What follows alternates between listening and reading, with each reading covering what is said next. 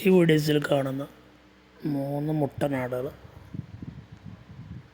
ഒരു 4 മാസം 4.5 മാസം ഉള്ള 2 മുട്ടനാടും പിന്നെ ഒരു 2.5-3 മാസമൊക്കെ പ്രായമുള്ള ഒരു മുട്ടൻകുട്ടിയും, അങ്ങനെ 3 എണ്ണമാണ്.